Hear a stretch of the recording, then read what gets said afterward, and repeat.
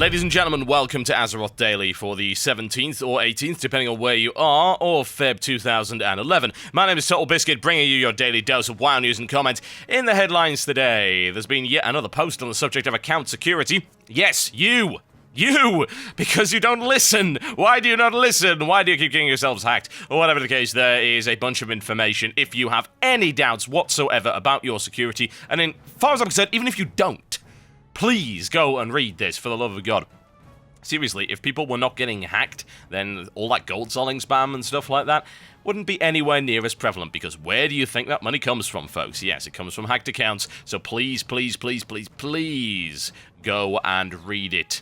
Yes, and I would not recommend reading the comments section because the majority of it is rubbish. Oh, if you just change your password every day, it'll be fine. No, it won't. That's not how keylogging works. Latest round of hotfixes has come out, and you can go and check them out in the description below this video. Druids seem to keep getting changed. It's now no longer possible for Skull Bash to hit 2 targets, which apparently was being circumvented via a macro, you naughty, naughty people. Indeed. Also, Maloriak will no longer cast Flash Freeze on anyone who's tanking the Aberrations or anyone who's recently been hit by them, so that should make the fight slightly easier for those of you having problems with it. A fairly sweeping change to the way that the Dungeon Finder tool works has now been put into place, and there are a few things that you will need to know. These are likely to come into play either next Tuesday or next Wednesday, depending on when the maintenance happens, because they are hotfixes that require rolling restarts. Now, here are the changes. Players who are outside a dungeon for more than a few minutes are now immediately able to be kicked.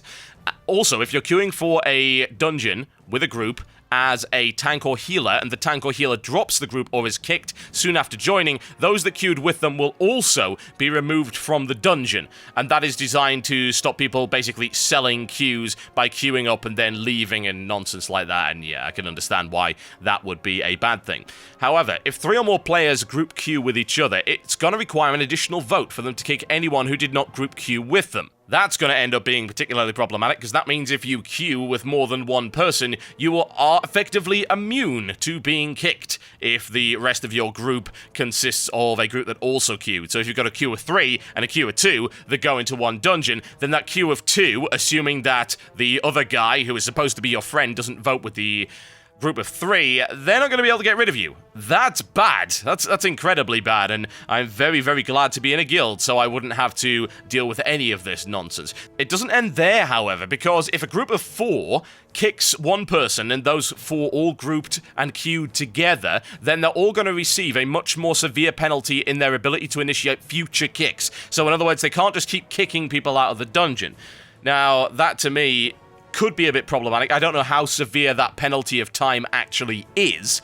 You know, what happens if we kick out an idiot and we get another idiot? Are we stuck with them for what, 10 minutes? 5, 20, 30? Who knows? To me, that seems like a blatant smack in the face when it comes to the democracy of a group. 4 greater than 1. It's simple mathematics, folks. You can't argue it. And if someone initiates a vote kick for someone they group queued with, they will not incur a penalty to their ability to initiate future kicks. And of course, there's barely any reason to ever do that anyway, so that seems to be a non-issue. Why would you kick a guildie out of your own group? That's just dumb. That's stupid. I understand where they're coming from with these changes, and I think their heart's in the right place. I just hate the idea of freedom being taken out of the hands of the majority in a group situation. I'm sorry, 4 greater than 1. It's as simple as that. Hell, 3 greater than 2. Again, simple mathematics, folks. Yeah, I think sticking with guild groups entirely for the foreseeable future is a good idea. And if they're looking to try and get guilds to actually queue in the Dungeon Finder to help people out in terms of giving them the tanks and the healers that they need to succeed, I think this is the exact opposite of what they're intending to happen. Because I can tell you for a fact that if I were in a guild right now, there's no way I would queue with randoms for risk of not being able to get rid of terrible players. Or abusive ones, more to the point.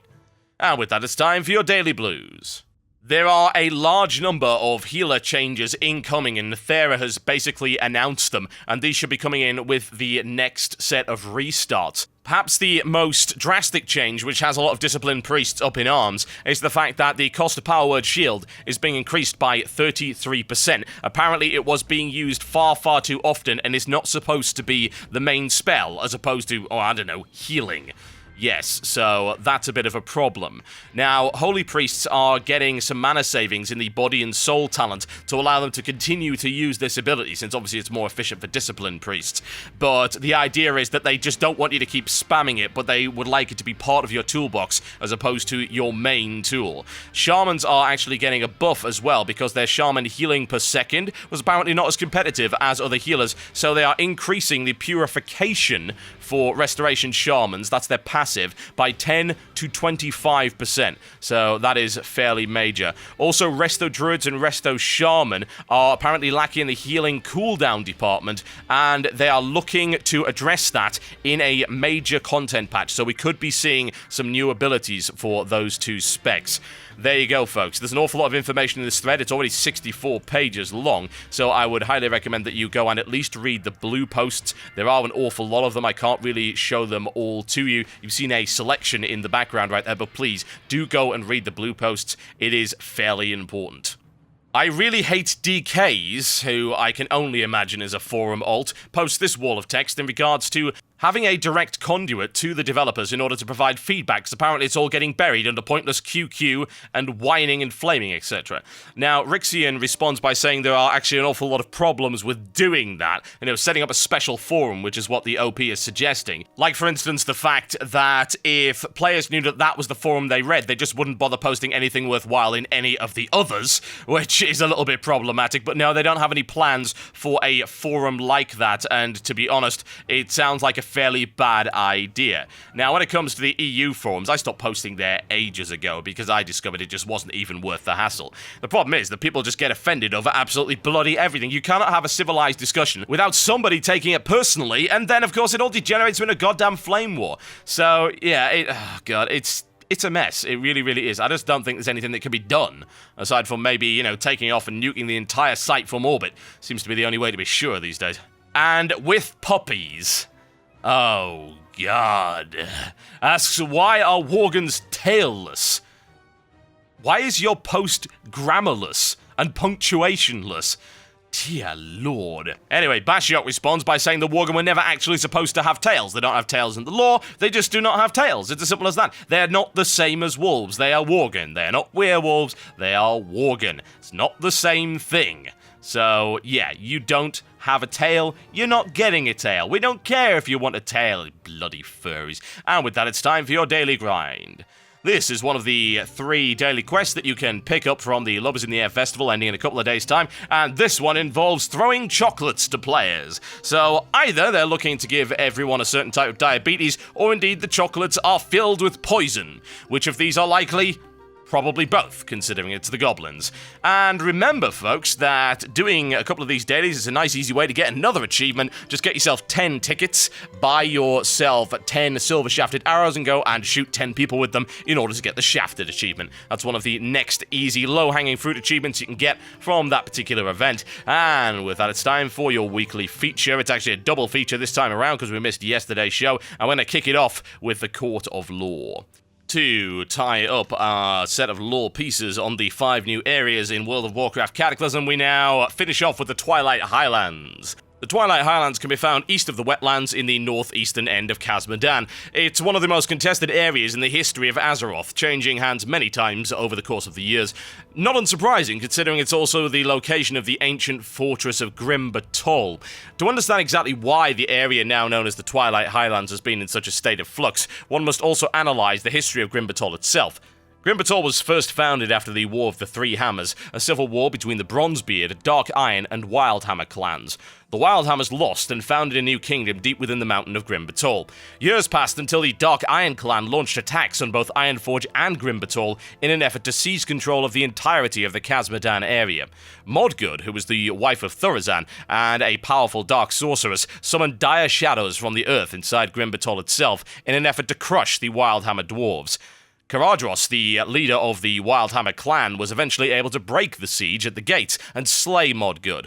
The forces of the Bronzebeard and Wildhammer clans then proceeded to crush the remainder of the Dark Iron army, but the death of Modgud had left a sinister taint upon Grim Batol, and the Wildhammer clan were forced to abandon it.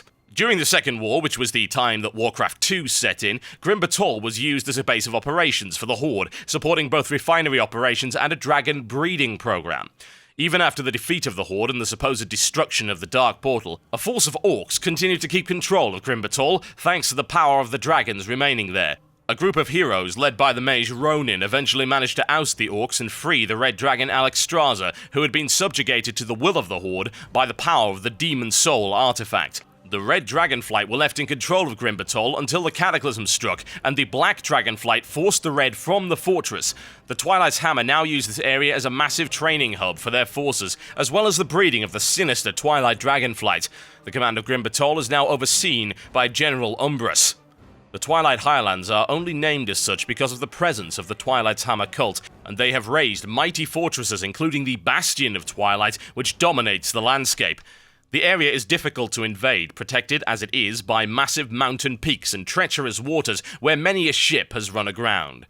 This protection has allowed the Twilight's Hammer to continue their work on a much larger scale than their previous operations in Silithis. The land is also tainted by the presence of the old gods, and the fabric between the Twilight Highlands and the elemental plains are thin indeed. Remnants of the Wild Hammer and Dragonmaw clans continue to eke out a harsh living on the outskirts of this now dominated landscape.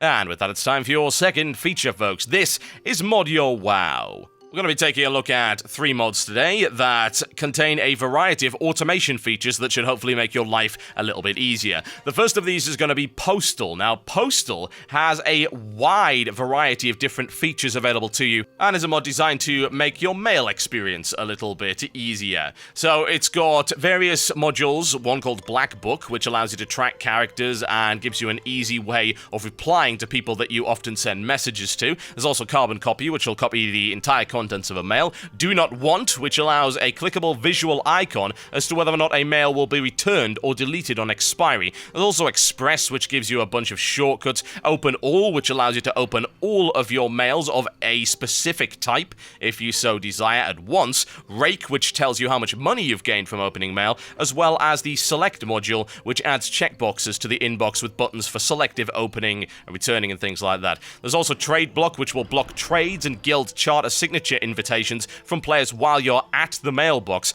and last but by no means least, Wire, which will auto-update the subject field with a money amount if blank. Very useful, very popular add-on, really no reason not to use it at all. The next mod is nice and simple to use, and it's called Sellomatic 2, and the purpose of this is to make sure that you can very easily and automatically sell stuff which is useless to a vendor. Bear in mind that for all of its configuration options to work, you actually have to go to your add-ons list on the login screen and enable all of the modules that come with it. Then, once you're in game, type /SOM, and you will gain access to a lot of different customization options. You can set it to sell things below a certain item level, of a certain color, all sorts of different things. Very handy to have, and there's also a nice big button that looks like a stack of gold coins in the corner of your vendor window, which will sell everything that you've got it configured to at the touch of a button. Alternatively, you can just have it set up so it'll automatically sell stuff as soon as you get to the vendor. But if you're a little scared about it selling stuff you don't want to, then you can do everything manually that way. And last but by no means least, we have Reagent Restocker, which allows you to set up a shopping list for how many reagents you would like at any given time. It will automatically buy those reagents as soon as you go to a vendor that actually sells them, and it will also give you a warning depending on how many reagents you have left, in order to remind you to go to a reagent vendor and restock. Very nice indeed, and there are of course some customization options available with that, as you can see on the screen. Very easy to configure, and the link to all 3 of these mods is in the description below this video. And with that, it's time for the mailbox. This one comes in from the Ice Bear, who says, I am what is commonly known as a clicker when it comes to using the WoW UI. I've been one since I first started playing back in vanilla, and I admit it's not the optimum method of playing, especially if you spend a lot of time on the PvP side of things, but I've always been more of a raider, so no real trouble there. Recently, this bit of information was revealed to my guildmates, and the amount of derision I received was alarming. Nothing hateful, mind you, but more surprise and pity. I've seen disdainful reactions from various players in WoW concerning this, some going as far to call me a noob and just an outright bad player. Personally, I've never had any problems with being a clicker, but I was wondering what your standpoint in the matter was. Well, you said it yourself, it's just not the optimum way of playing, and it really wasn't the way that the game was designed to be played. It was designed to be played with hotkeys. The funny thing is that your guild probably had no idea until you actually told them, which would indicate that you were able to do your job, although I would still recommend that you start to learn using the hotkeys, because really, it does help an awful lot. And sometimes I will click every now and again in combination with using hotkeys. I don't purely use hotkeys for everything. Like, say, for instance, something that I don't cast all that often, I'll click it. You know, something like, say, my food. I don't hotkey my freaking food. Why would I need to?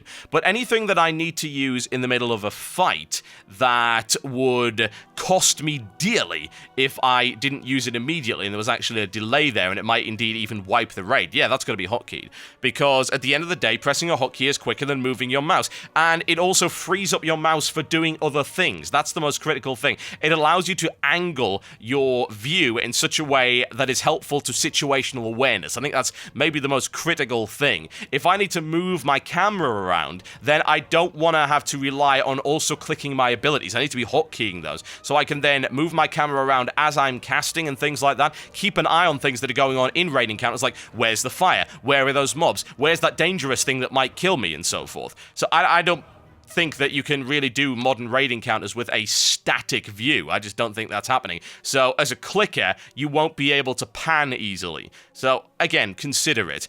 I don't think that it's necessary to go on a rampage to call you a terrible player, but you're certainly playing suboptimally, and you yourself actually do realize that.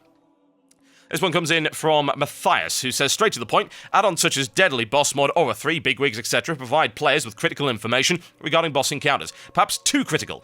I can't imagine some endgame fights without all the bars with the boss cooldowns, phase indicators, and spell warnings, so is it okay to depend on an external, not in the game itself, thing like an add-on to beat some fights? The good point I see here is that it forces the developers to design clever fight mechanics that aren't trivialized by those add-ons I mentioned before. I would agree. That's exactly what they do, and indeed a lot of timing-based mechanics that could be very easily defeated by knowing they were coming at a specific time, they've sort of been phased out. Although you do still get quite a few warnings. A lot of things are now a little bit more random than they used to be. Back in the day, they were on a set timer until Blizzard realized, oh god, you know, things like bigwigs exist, and ergo all of our clever timing-based mechanics suddenly are rendered meaningless, and that's not so great. I actually kind of wish that the game wasn't laden down by all that stuff. I really do. I would like to go back to a simpler time. Unfortunately, the genie is now out of the bottle, and I don't think we'll ever go back to a time when that is the case. I do see your point, certainly, and I do actually agree with it. It would be nice if we could just raid without any add-ons and just rely on what we saw in the game. It's actually more immersive. I think that's something very critical there. An example. A lot of people I know raid with their sound off, and to me that's ridiculous, because a lot of these ability cues you can actually see coming because of a sound file that's being played. Usually it'll be associated with a particular shout from a boss, and I actually use that as a way to keep track of what's going on. I don't really pay attention to timers, I just listen for when that happens. And it goes back to the old school way of dealing with bosses in like side-scrollers and stuff like that. Bosses have tells, you know? Even modern games, like stuff like Bayonetta and Devil May Cry and things like that, bosses have tells when they're going to do something. And to me, it's more immersive to have to pay attention to those than to a big-ass thing that says, this is going to happen in 5 seconds, better watch out. Okay, folks, that's me done for the day on this rather lengthy Azeroth Daily. Thank you ever so much for watching. Please remember that Blue Please will air tomorrow over on cynicalbrit.com at 8 p.m. GMT. That's 9 p.m. Central European and 1500 EST. So please go check that out. That is the live podcast, and of course the MP3 will be available a couple of days afterwards. Thanks a lot, guys, and I will see you next time.